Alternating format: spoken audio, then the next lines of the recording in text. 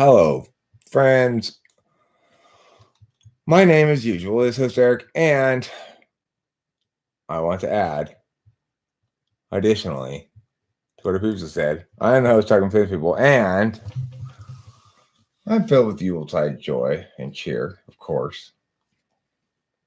There's a Yule log in my pants, and it keeps burning brighter and brighter.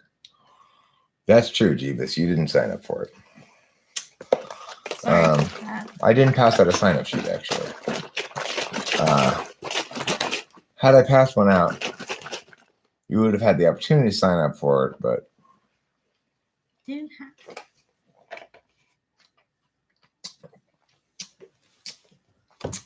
I guess the point is, while it's true, you didn't sign up for this. The salient factor is that you didn't have the opportunity to sign up for this. 4, Jeebus, 4. Count. 1, 2, 3, 4. 5. Laura Payne's here. Boom. Exactly. That's the onomatopoeia I was looking for. What's an onomatopoeia? Yeah. Forgot.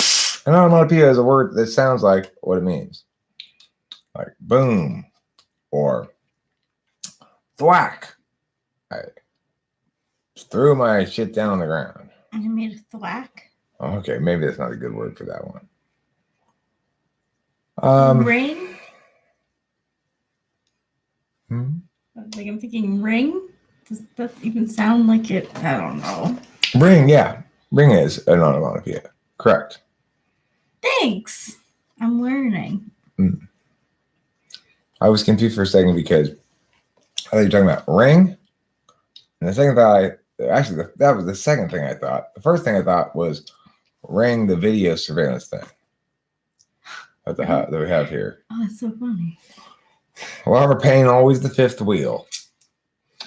Why are we driving a four-wheeled car in this instance? Why? And more importantly, if somebody's a third wheel, why are we riding a bicycle and what makes a tricycle inferior? Or are we driving a car and that person is the third wheel, which is to say better than just 2 wheels, but still not all the way to 4? Rachel's making Christmas cookies in my pants. She's taking my Yule log that's burning ever more brightly, and she's using it to bake Christmas cookies. Sugar cookies. Except, here's the trick. Rachel's sugar cookies, she doesn't add any processed sugar. She is just so sweet that by osmosis, the cookies become delicious and full of sugary goodness. Right out of the box. RV lol. We're going to have RV lols this Christmas. We're going to rent an RV. What would RV lols be like? RV lol? What would our RV lols? Like, I'm going to take my RV and see everyone that I love for Christmas? I guess that'd be RV lols. That seems more like a mission more than lols. Rachel, do you hate me? You are looking at me with spite in your heart. Oh, man. I'm sorry, Jeebus. I think you're reading my face wrong. I like the construction of that sentence, though. You are looking at me with spite in your heart. Really? My heart eyes. Does that mean you're looking at me with spite in your heart? It could be, but how I would have spite in your heart in my possession is unclear. I dropped that. I guess you have to say, if you want the modifier in the right place, Jeebus, you are looking with spite in your heart at me.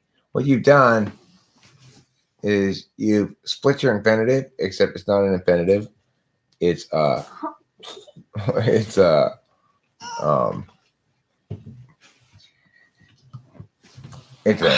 prepositional phrase modifying. Oh, see, here's the thing. Yeah, it's because the prepositional phrase with spite in your heart is actually 2 prepositional phrases. It modifies looking, not me. So it should come after looking, not me. That's why. Okay. No, you didn't, Jeebus. You said it the opposite of right. You said it WRON G. Wrong. Yeah. All right. So anyway, but Yuletide cheer is not a time for wrongness. Santa's not wrong. Santa's got you on the naughty list, Jeebus, and you can't blame him. I've seen the list. I have It's to. true. Santa comes by and checks it with us. Ho, ho, ho. Eric and Rachel, hey. Ho, ho, ho. Can you look at this list? I gotta, can you check all the talking French people? Don't, yeah, okay, good. You got Jeebus on the naughty list. Good. You know, it was interesting too. His mode of transportation has been changing, and you know, I just was so impressed with the helicopter usage. He's really right. he knows how to get around nowadays.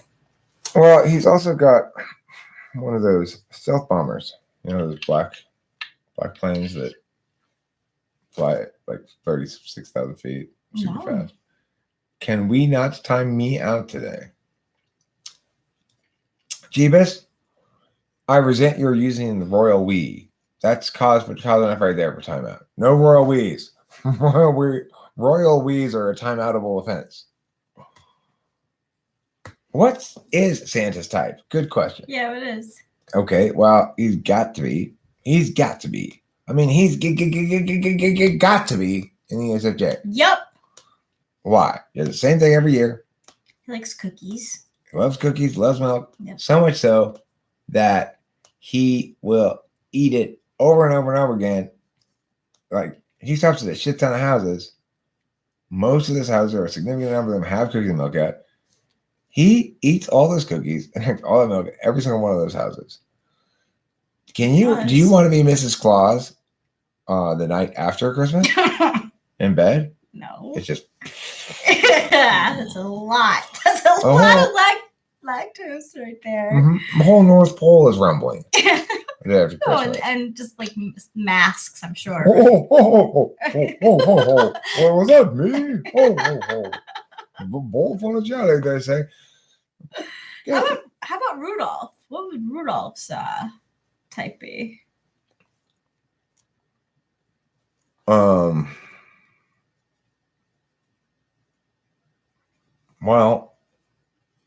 they wouldn't let him play any reindeer games. Yep.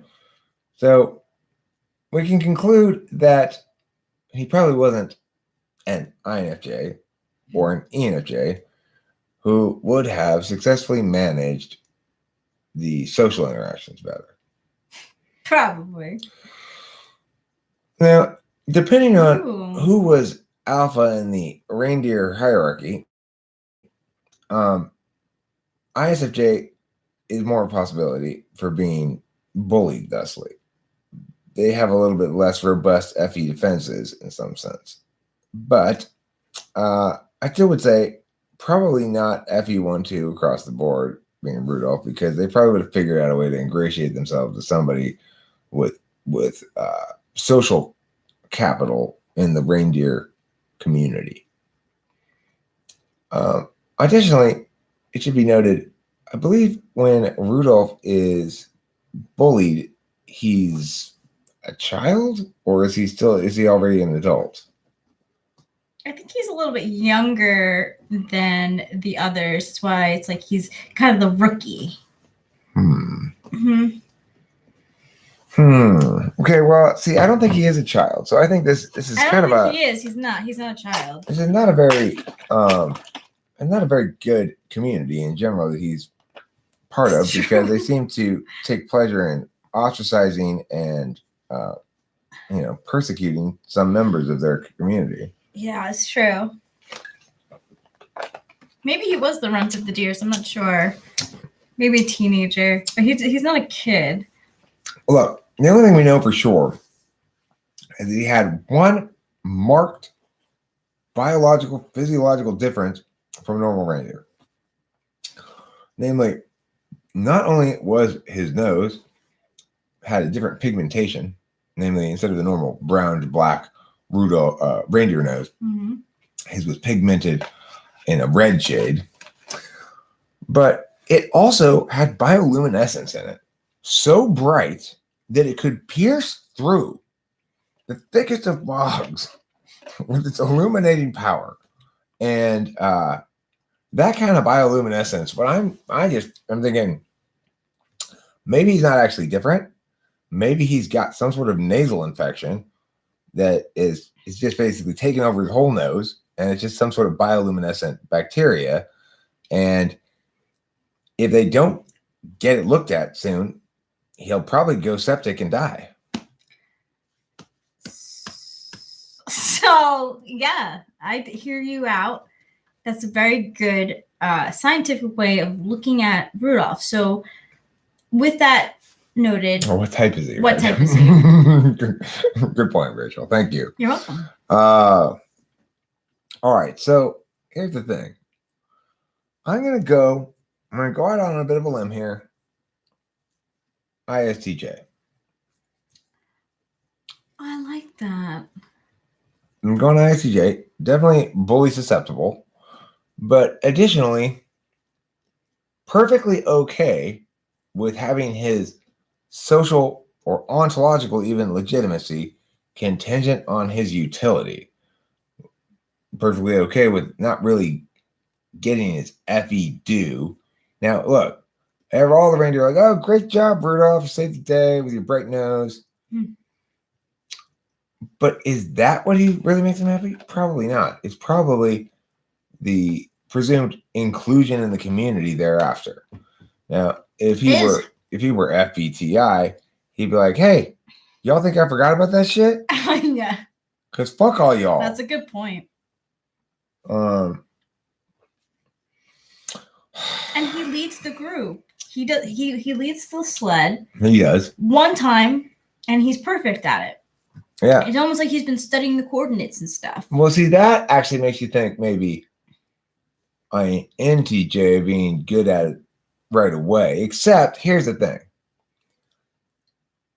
They say, won't you guide my sleigh tonight? They don't say lead my sleigh tonight. So what I'm thinking is, yes, Rudolph's in the front.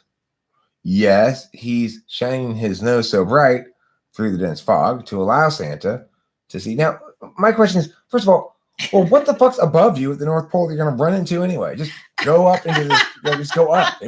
What do you have, like random jagged spires poking out so you just have obstacles to run into? There's no reason to, what are you looking out for? Rise above the clouds, fly at about 30,000 feet or something. There won't be any clouds up there. Anyway, but regardless, I guess, maybe, we don't know. Maybe the main body of the North Pole workshop and the whole, infrastructure and stuff is like underground, way back there. And so the actual flying to the surface takes a long ass time. Yeah, maybe like most of the way away from the workshop is underground. You actually are flying through. But then how would there be fog down there? No, that's the problem. Well, see, modern times might have changed that, right? They might go underground now because they want to be efficient. There's a lot of weather changes. He can't, it's more stealth to go underground. Okay, so we can look. Okay, that would at least give Rudolph a persistent utility, because what happens next year when there's not a fog? Is he even so? Okay, thanks for your help last year, Rudolph. You stay behind. We don't need you. We're putting Donner back on again. We took him off to replace him with you. Actually, maybe we just added you. I don't know. Yeah, thanks for yeah. That's a good question. I mean, but you need me now. After last year's near disaster, we actually got fog lights installed on this thing, so we're never going to need you again, Rudolph. But y'all still love me, right? Jeebus, you know what you're going to move on to? You're about to move on to time out. What do you think about that? Huh? You're going to move on up to the top, to a deluxe apartment in your mom's ass. Is that where you want to live, Jeebus? That's where you're moving. Rachel and I went and looked at that apartment. We considered moving in there. Fucking smells like shit. Let me tell you. It's up inside your mom's colon. It's perfect for you. Not good for us. We're looking for something a little bit more shabby chic. There's no chic. There's no chic in your mom's butthole, Jeebus. Let me tell you that. Nothing but festering anal mucus. Okay. Jeebus, I am on no gravy train, believe me. But you know what you were on? You were on a distract Eric roll. So I'm going to put you on timeout, so I'm not getting distracted by your nonsense. When you have time, can I ask a question about sociology? I have time right now, Ryan Harrison. I just timed out Jeebus in order to make time for you. Go ahead. I'm listening.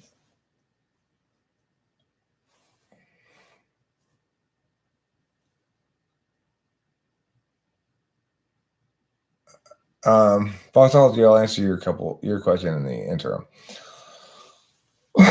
Yes, they're necessarily coupled. It's experiential knowledge. Now, experiential knowledge plays out in real time. That's like, ow, ow, ow, ow, ow, ow, right? Because I'm experiencing heat in real time. But experiential knowledge also has to have a turn-based form. Why? Well, because we have four fields implied simply by the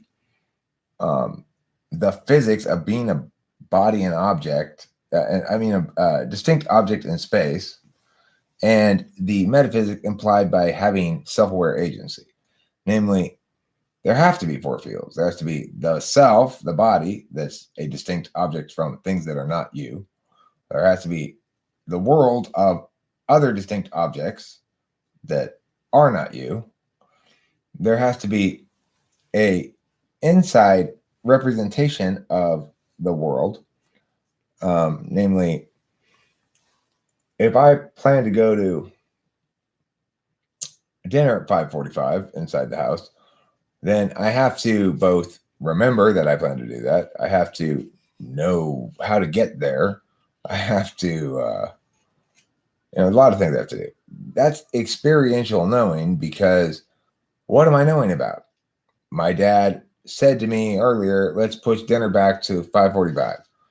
So I'm knowing what my experience of, specifically in this instance, a teleological chunk of language was. Namely, teleological meaning just sort of practical, giving instructions on what time to come back, basically, which is an example of keeping track of your experiences. As I believe I said in a video last night, which people may or may not have watched, obviously, but it's good to think of it as in the following terms: that your introverted intuition, hold on, that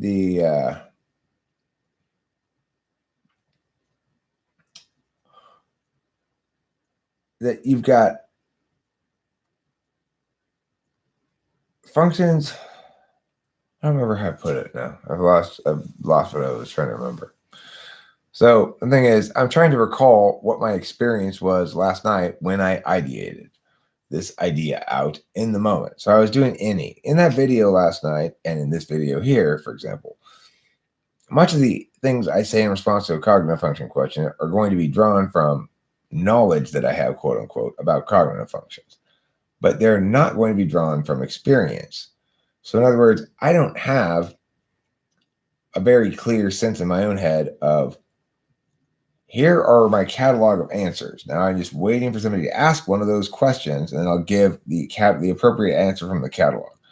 It just doesn't work like that for me at all. My SI is too floppy.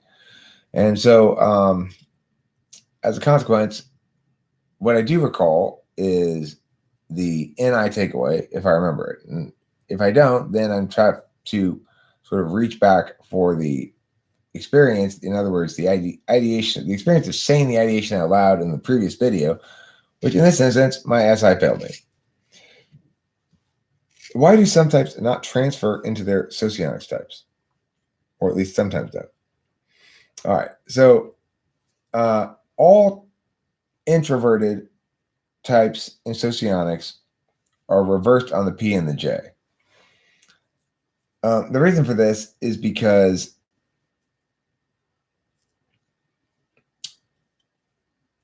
if if the first MBTI does it on the first extroverted function. So, for example, ISFJ, their first extroverted function is a J, but their actual dominant function is a P, SI. So they're called ISFJs, but they're actually perceivers. INFJ, they're called J because they have FE, which is a extroverted judging function, as the first extroverted function. Freaking Jeebus. I know. Right? Okay, so there's that whole aspect, the PJ thing. Now, if you're asking a different question than that, in other words, if you're saying, why is it that I'm an ENTP and MBTI, but I'm an ENTJ in socionics or something? You're not, and that never does happen. That's nonsense. To the extent that the two systems differ in their conclusions about what somebody's type is, one of the systems is wrong.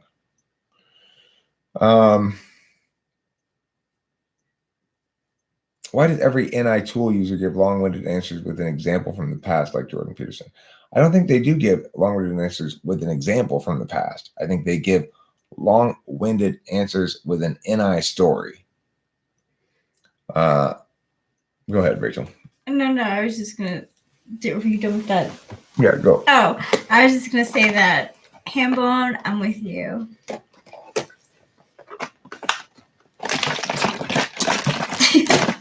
So,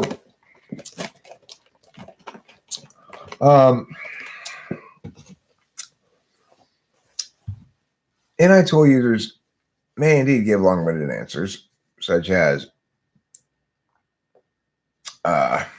Jordan Peterson talking about something. Sure, that's fine, Isaiah Rude. Good work. Good job. Yay, yes. You're a Christmas miracle. Thank you, Isaiah Rude.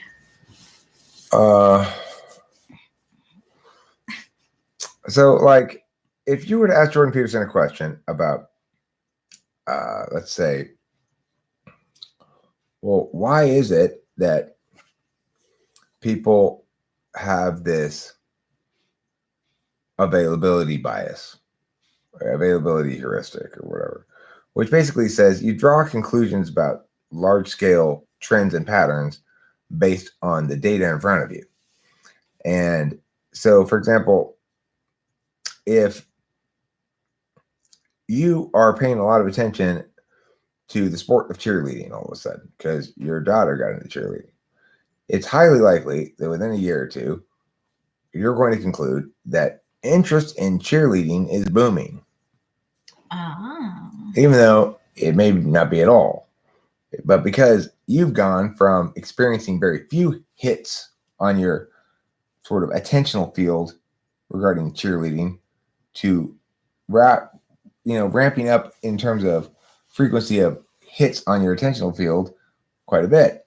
Once you're aware of cheerleading and thinking about it a lot, now things that are cheerleading related that you used to not notice at all, you notice, even if they're minor things. So you go, Jesus, all of a sudden, pretty recently, cheerleading just blowing up. It's like you see shit about cheerleading all over the place. Well, you see shit about cheerleading all over the place. It was there before you didn't see it because it wasn't an intentional trigger to get you to pay attention to it. Could also be that yeah, for you and for like whatever team that you are involved with, they're successful, but in other areas of the country, like it's not like that, because like cheerleading isn't popular everywhere.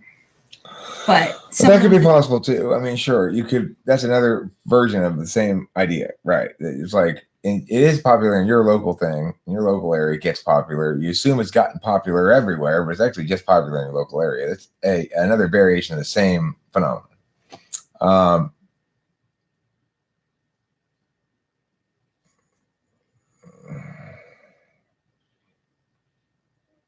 Yeah, Hambone, I agree with Isaiah Rude there, actually. And I got to say, that's you did a good job of answering that question, because it's like the safe way is to go, you should ask Eric about that. But I actually prefer the way you went about doing it, which is say, I'm sure we would. I wouldn't mind doing that. It's kind of throwing it out there. Because then you answer the question. And if I want to go contradict, it's fine.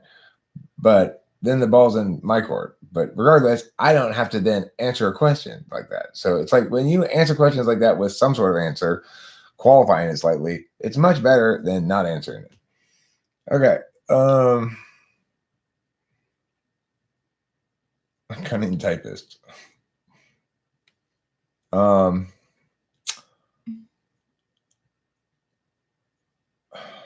Jeebus, I don't have any secretary dresses for them to put on. So we say the stories we tell ourselves come true. Maybe that's just an intentional matter. I mean, it's a saying, right? It's an aphorism. It's not meant to be taken too literally. Sometimes it does work like that. There's some magical thinking involved there. But the other thing to note is Rachel's helped me to draw a distinction between misinterpreting that and interpreting it correctly. For example, apparently there's other thing that people sometimes talk about called manifesting, where they say positive things, they make them happen by being positive, kind of bullshit. Shh, I say, shh. Ixnay. Okay. I don't even know about this. Remember when I got that luchador costume for you? It involves that matter. The luchadores, the burros, mariachi band, Isaiah Rude with the wig. You remember now. Okay. Anyway, Wait, what actually happened? It's going to this Thursday night. The last piece that was missing was getting the goats for the sacrifice, but I found a supplier. Okay, good. Jeebus, no. What was I saying? You guys are distracting me again. Oh yeah, stories we tell come true. Okay, so there's a big difference. Meaning-smithing is working with reality via a careful application of basically framework, but it can't be willful interest-based magic, or else it'll blow up in your face. You got to be a lot more nuanced than that. Shit. Yeah, If you do that shit, it'll blow up in your face. You're trying to impose your will by magic on other people. Yeah. That won't work. But because it's the same thing is like you can't change people; they have to change themselves, right? So manipulation is not a good way of manifesting things. Yeah. The codpiece will not be bedazzled. It'll be enrobed. It'll be enrobed in bling. Codpiece Enrobed in jewel in what? Bling. In bling, even better. Yeah. It's kind of like a sequined pasty, but like a cup, but made out of cloth. It goes over your junk. It's a codpiece. Yeah. Oh my god! I used to see the codpiece underwears for men in like JCP magazine and Macy's catalogs in the lingerie section. It's the thing that people really. It's an underappreciated article of clothing, underutilized in contemporary society. It's a codpiece, and you can see this guy's got one right there. When did they get rid of them? I mean, why did they have them in the first place? Well, see, like that LARP armor, ominous skull, like. Oh, this for groin protection. Yeah, so like. Groin protection. Everybody likes some groin protection. If your groin is no good, this would be like a cod piece too. Here. Oh wow.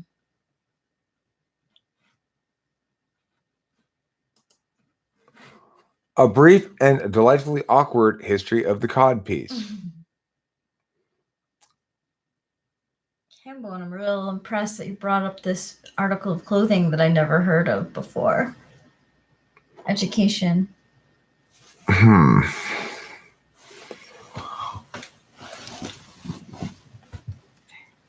Let's see here.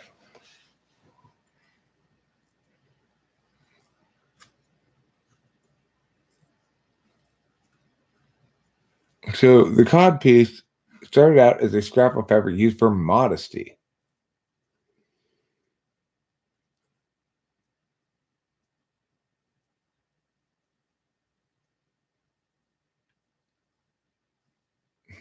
Interesting. Yeah.